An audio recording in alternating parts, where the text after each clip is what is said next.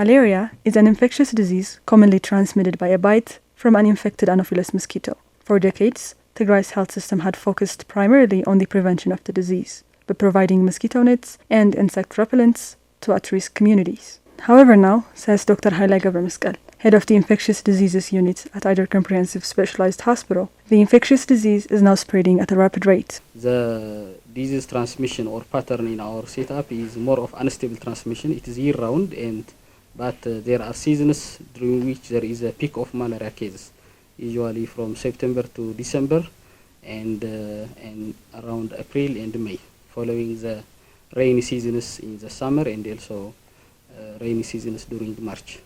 Now, in the season that we are in, the summer season, we are seeing more cases different from the previous pattern. War in general results in displacement of the vector. Every activity related to war, including digging of forts and mass movement of people. As we know, there are many internally displaced people, so the displacement, migration, climate change and deforestation, as well as destruction of the environment due to bombing also, results in destruction of the habitat of vectors, so displacement of the vector is there.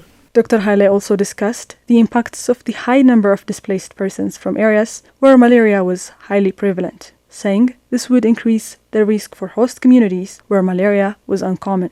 People who are not getting appropriate treatment for malaria, this will be the reservoir for malaria transmission. And to make it worse, like we have people living in IDP settlement sites. These are people who were displaced from the western part of Tigray. So we see cases from this IDP settlement sites with cases of P. vivax, Plasmodium vivax malaria. They have relapses of this disease, and they didn't get appropriate eradication therapy with Primaquine.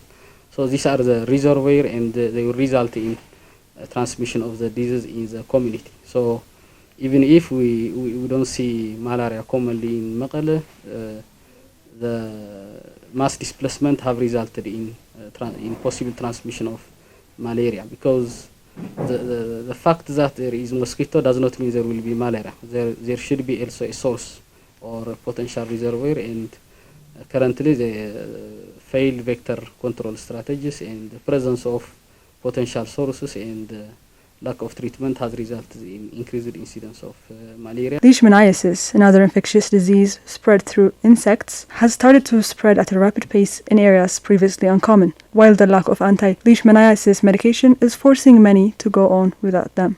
In our setup, usually the transmission is from infected humanus to uninfected humanus by the sandfly vector bite, and these untreated cases are the reservoirs for the Leishmania organism, which are resulting in more transmission. So the presence of many untreated cases, cutaneous as well as visceral, and the spread of the vector from usual habitat is resulting in more cases of visceral leishmaniasis and also the cutaneous form. Dr. Haile stresses that Tigray's health system, crippled by the ongoing siege and the deliberate destruction of its infrastructures, will need the assistance of all concerned bodies to curb the spread of infectious diseases. In Eider Hospital specifically, we are encountering huge challenges with regard to infectious diseases care.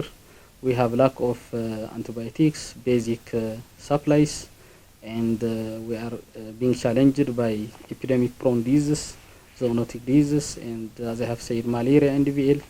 And we have lack of appropriate medications, and I kindly request all concerned bodies and the Minister of Health, Ethiopia Minister of Health, and WHO and other NGOs to support us supplying the appropriate medications and supplies.